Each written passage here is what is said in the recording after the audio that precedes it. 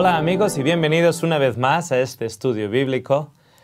Cogen un vasito de agua, espero que tengan su Biblia cerca, porque hoy vamos a estudiar un tema que realmente ha de tocar nuestro corazón. Se titula Sed pues perfectos y hay muchas interpretaciones acerca de este versículo encontrado tanto en Mateo 5 como en Lucas 6. Y creo que muchos de las actitudes que se utiliza sobre este versículo no solo son erróneas, sino que al mismo tiempo quieren negar una realidad bíblica, un concepto que realmente el Señor quiere entregar a sus hijos. Vamos a encontrarlo en el libro de Mateo, capítulo 5, justo al final del capítulo. En el versículo 48 del capítulo 5 de Mateo, si tienen sus Biblias con ustedes allá en la casa.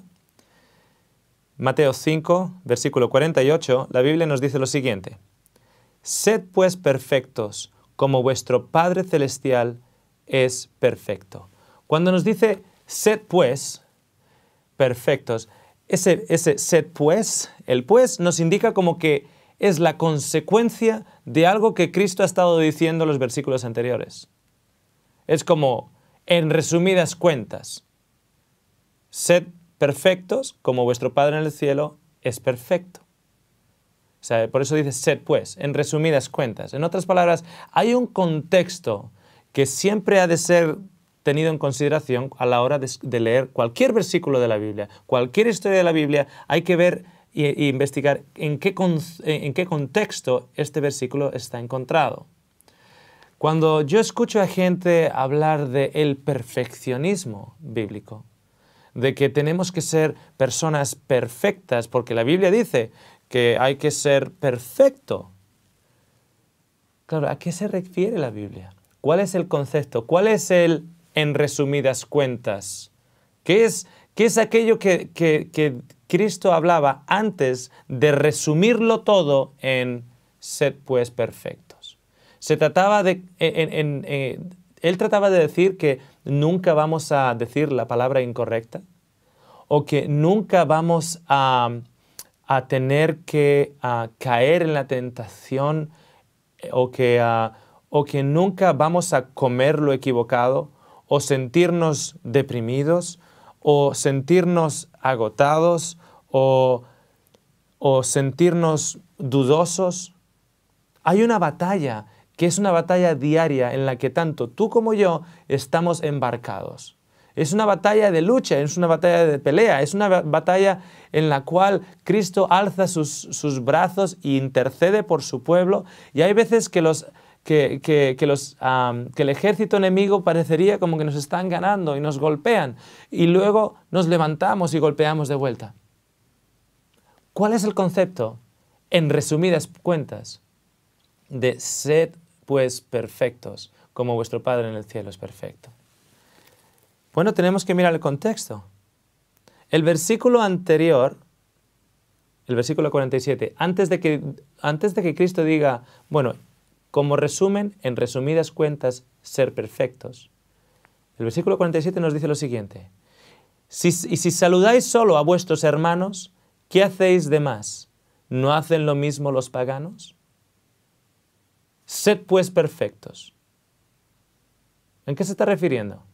Que tenemos que saludar no solo a los hermanos, no solo a aquellos con los que nos llevamos bien, sino saludar a aquellos que incluso nos llevamos mal o que tienen algo en contra de nosotros. Sed pues perfectos, nos dice la Biblia. Versículo 46. Si amáis a los que os aman, ¿qué recompensa tendréis? En otras palabras, ¿qué hay de bueno en ello? Hasta los paganos aman solo a los que le aman. ¿No hacen lo mismo los publicanos? En otras palabras, Jesús nos está diciendo, si vosotros amáis solo a aquellos que os aman, ¿qué hay de bueno en ello? ¿Qué hay de recompensa en ello? Los paganos, los publicanos, no tienen recompensa de una vida eterna y aun y todo aman. a aquellos que les aman. Entonces, si el pueblo de Dios ama tan solo a aquellos que les aman, no hay recompensa tampoco, porque estamos actuando exactamente igual que los publicanos. Sed pues perfectos, en resumidas cuentas. Versículo 45. Para que seáis hijos de vuestro Padre Celestial, que envía su sol sobre malos y buenos, y manda la lluvia sobre justos e injustos. ¿Qué hay que hacer para ser llamados hijos de vuestro Padre en el cielo? En resumidas cuentas, ser perfectos, como nuestro Padre en el cielo es perfecto. Amar a aquellos que no nos aman. Saludar a aquellos que no quieren saber nada de nosotros.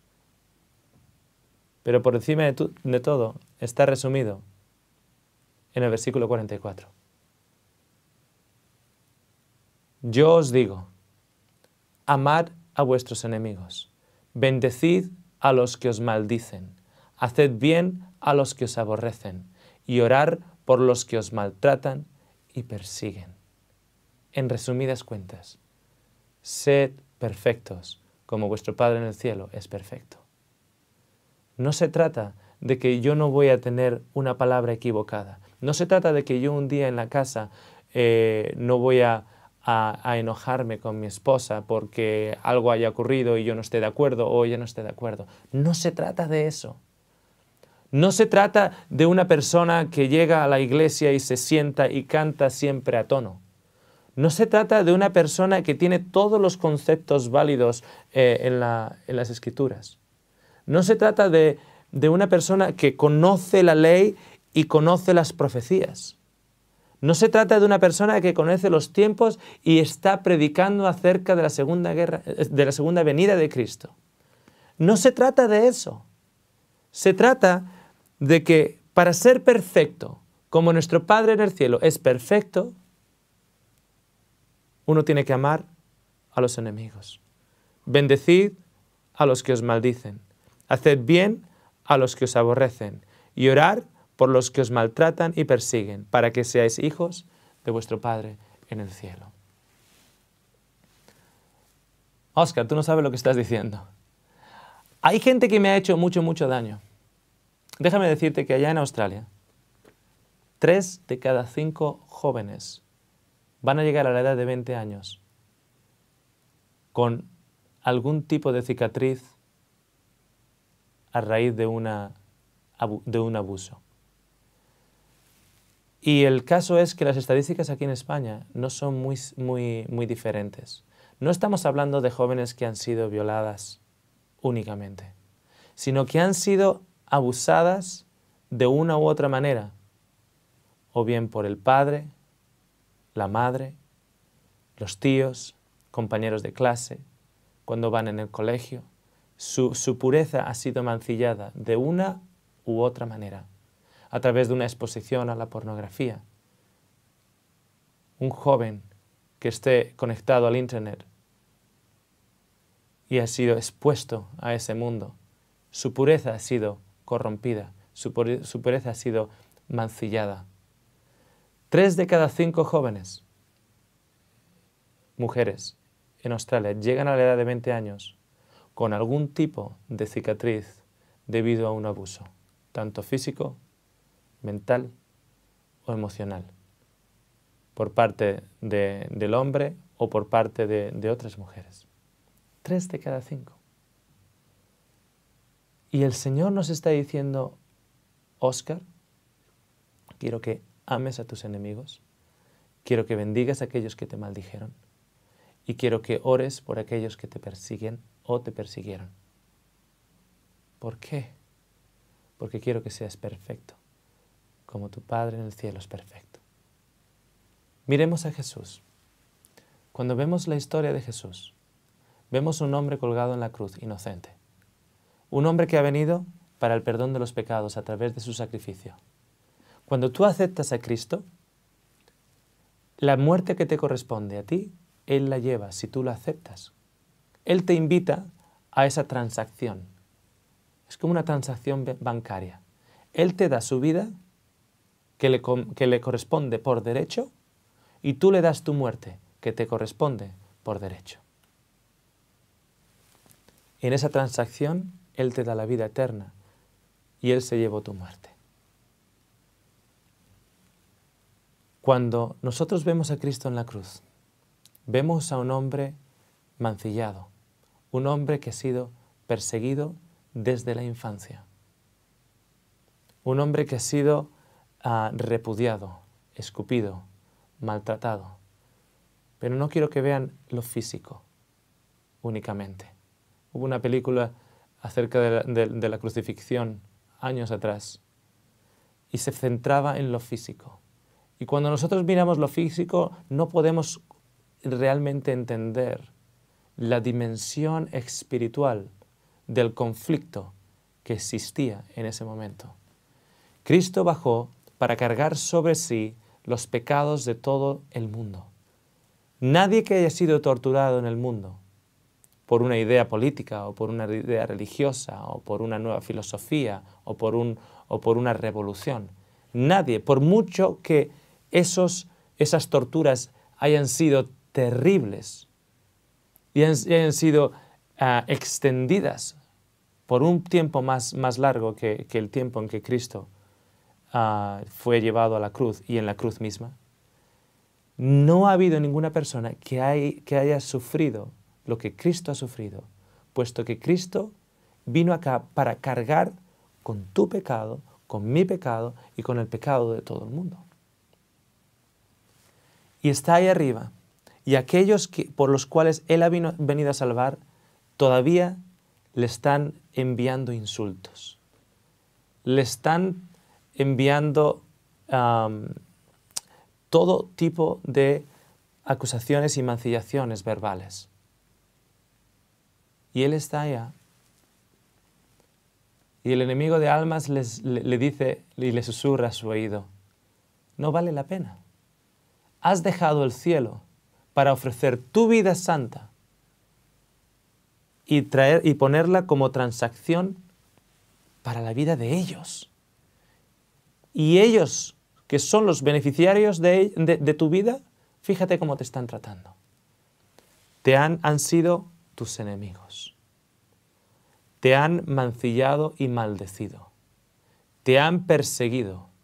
Te han crucificado. ¿Tú qué dices, Jesús? Y allá en la cruz, Jesús dijo: Padre, perdónalos, porque no saben lo que hacen. Si hay alguien en este mundo que tenía razón suficiente para desconectarse con sus enemigos y odiarles, esa persona era Cristo. Pero el caso es lo siguiente: si Cristo nos hubiese odiado desde esa cruz, hubiese dejado de ser el Hijo de Dios. Porque nos dice aquí que cuando nosotros amamos a nuestros enemigos, bendecimos a los que nos maldicen y aborrecen, y oramos por los que nos maltratan y persiguen, nos dice, para que seáis hijos de vuestro Padre Celestial. Y hasta el último momento, Satanás trató de desconectar a Cristo del Padre. Y desconectando al Cristo del Padre, desconectaba al Cristo, desconectaba a la raza humana de la esperanza de la salvación.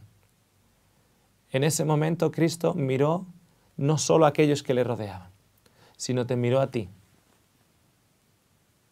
Y también por ti murió. Y miró 2000 años por delante. Y todos aquellos que por fe creyeron en su venida en el pasado. Y cuando Él murió, murió sin pecado en Él. Si hubiese odiado, si hubiese entretenido el pensamiento del pecado en Él, el pensamiento del odio, del rencor en Él, en ese momento Cristo hubiese muerto con pecado. Y la manera en la cual Él canalizó ese pecado fue a través del perdón. Por eso que cuando nosotros perdonamos a aquellos que nos han ofendido, a aquellos que nos han hecho daño, aquellos que nos han perseguido, aquellos de los que hablan detrás de nuestras espaldas, aquellos que no nos entienden, al padre que me abusó, o a la madre que me maltrató, o al tío que me robó el dinero, o al amigo que me metí de socio en una tienda y me engañó, o al ladrón que entró en mi casa y me robó el portátil, o aquel que me golpeó o me rayó el coche y nunca dejó su número de teléfono, o la madre que renegó de sus hijos, o la persona huérfana que es maltratada en las calles, sea quien sea. Cuando nosotros tenemos un rencor, no nos damos cuenta que tenemos pecado en nosotros. Y Dios nos dice, hijos míos, para ser hijos míos, quiero que seáis perfectos, como Cristo en la cruz fue perfecto. No dejéis que ese pecado esté dentro, canalizarlo hacia Cristo. Ese pecado va en Cristo y ustedes amar a vuestros enemigos. El caso es el siguiente, amigos. Cuando nosotros entendemos que no somos pequeños pecadores, que cada uno de nosotros somos grandes pecadores, que cada uno de nosotros, cuando aceptamos a Cristo, hemos sido perdonados grandemente y que su amor es grande para nosotros, es la única manera de poder perdonar a otros. Si usted tiene problemas para perdonar, es porque tal vez usted está teniendo problemas para ver de qué manera Cristo le ha perdonado a usted. De qué manera Cristo ha puesto sobre él mismo el pecado de usted. Pecado no es algo que usted haga mal o una tentación a la que ha caído únicamente. Eso, claro, es pecado, pero no es la única definición del pecado.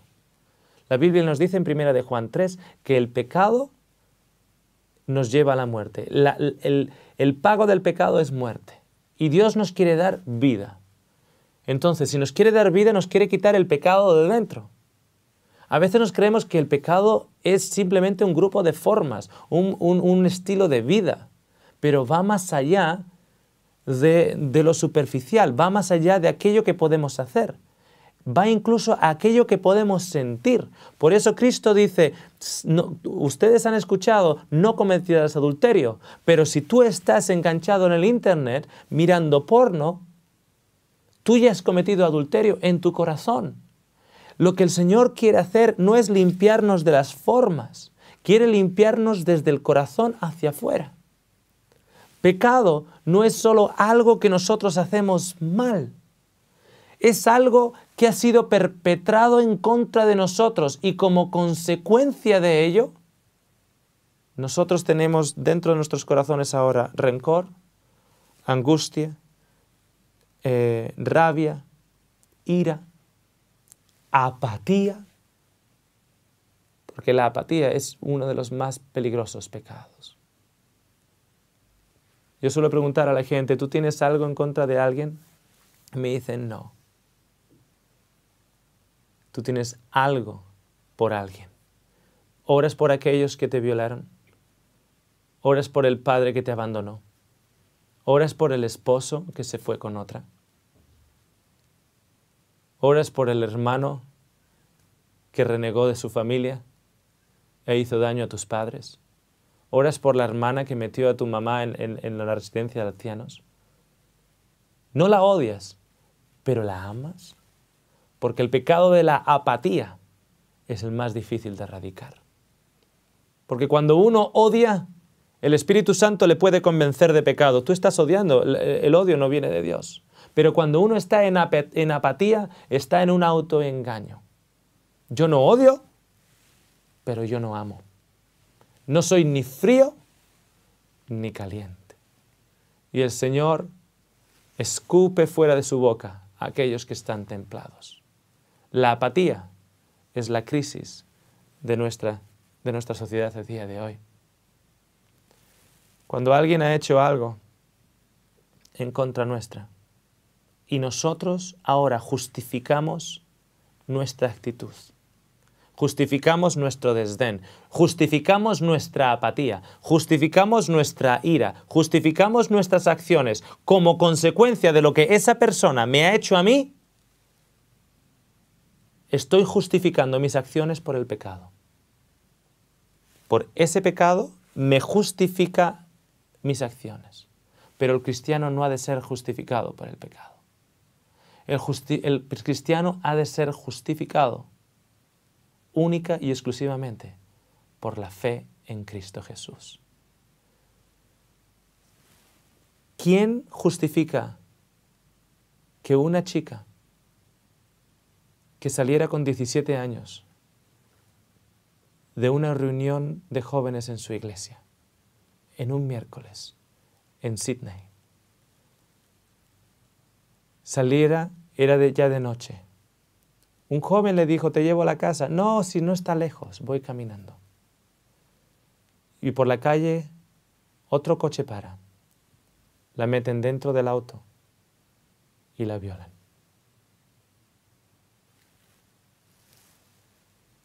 Al violador lo coge la policía y lo meten en la cárcel.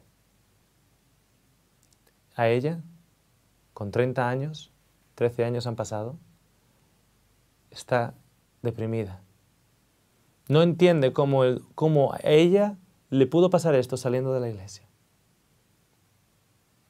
Está totalmente deprimida. Y un día se levanta y es como que ya está cansada de estar deprimida, todas las ventanas cerradas, no quiere salir a ningún lado. El Señor le impresiona a que dé gracias cuando va a lavar los platos del desayuno. Y dice, gracias Señor por lavar los platos del desayuno, porque eso significa que tengo el estómago lleno. Luego, en las actividades del día, ella va dando las gracias. Gracias Señor porque tengo que barrer la casa, porque eso significa que me has dado un lugar donde resguardarme. Al día siguiente se siente mejor y empieza un proceso de dar gracias al Señor por todo. Dar gracias al Señor por todo. Y llega un momento en el cual se pone de rodillas y necesita que tiene que hablar con Dios, tiene que saldar cuentas. Y dice, Señor, lo que yo no entiendo es que yo saliendo de la iglesia, me pasará esto.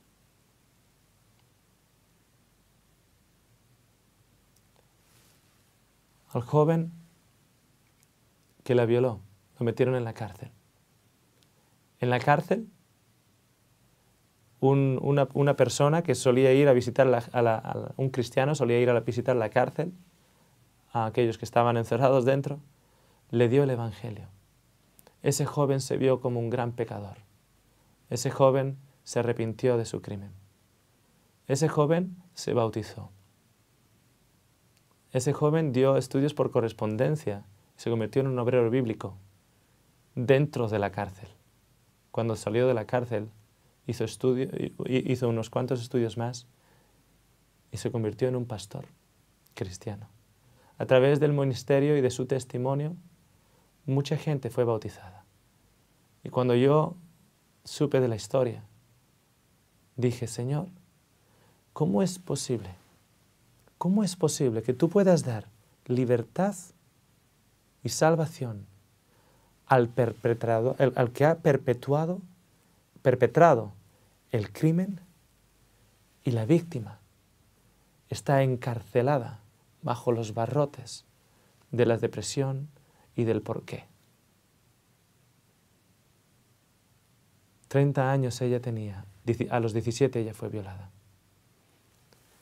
Y está enfrente de Dios, enfrente del trono de Dios, de rodillas en su sala de estar, orando y diciendo, yo no entiendo. No entiendo por qué esto fue para mí. Y cuando Dios le dijo, estás enojada conmigo realmente.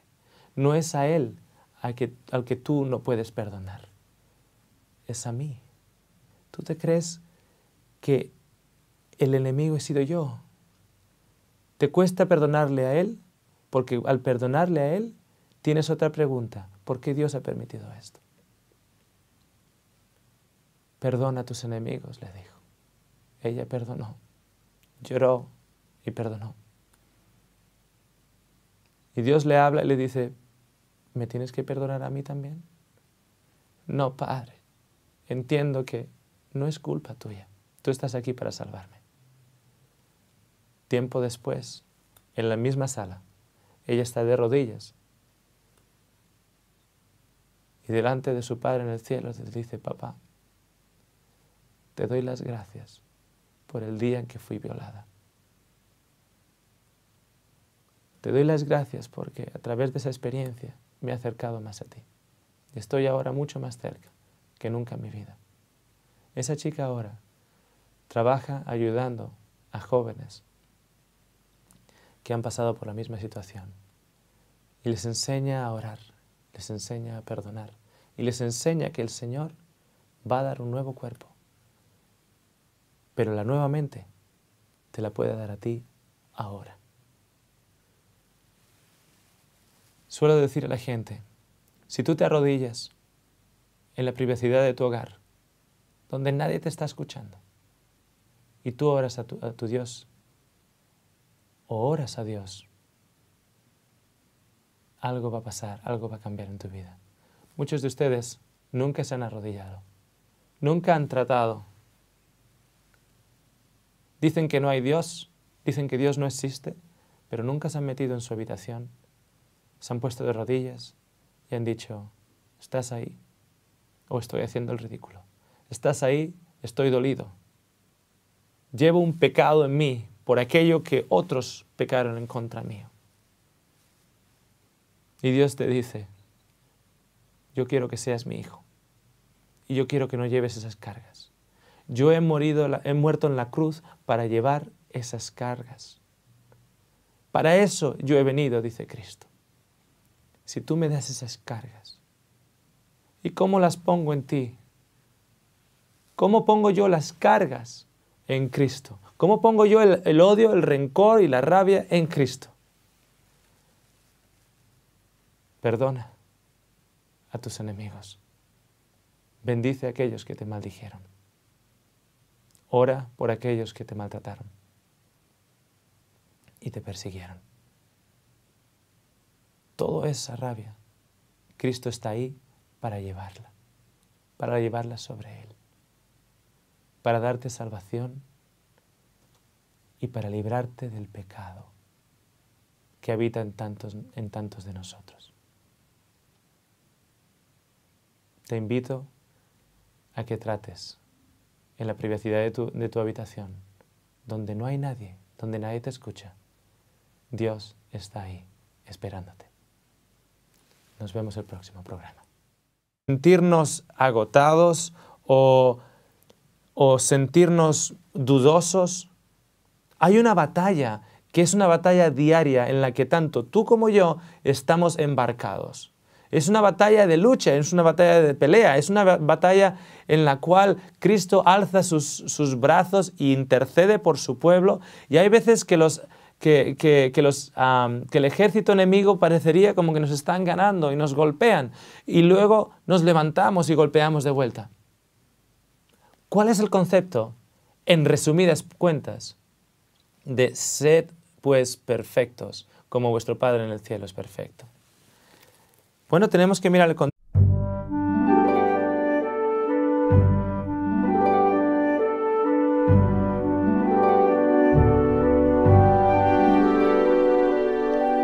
Hola amigos y bienvenidos una vez más a este estudio bíblico.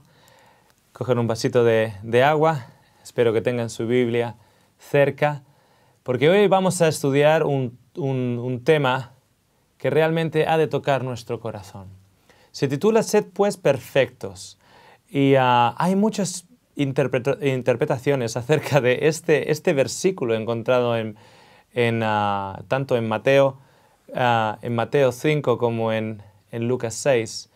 Y creo que muchos que tenemos que ser personas perfectas, porque la Biblia dice que hay que ser perfecto. Claro, ¿a qué se refiere la Biblia? ¿Cuál es el concepto? ¿Cuál es el en resumidas cuentas? ¿Qué es aquello que Cristo hablaba antes de resumirlo todo en sed pues perfectos? Se trataba él trataba de decir que nunca vamos a decir la palabra incorrecta o que nunca vamos a tener que caer en la tentación o que nunca vamos a comer lo equivocado o sentirnos deprimidos o perfectos. Ese sed pues, el pues nos indica como que es la consecuencia de algo que Cristo ha estado diciendo en los versículos anteriores.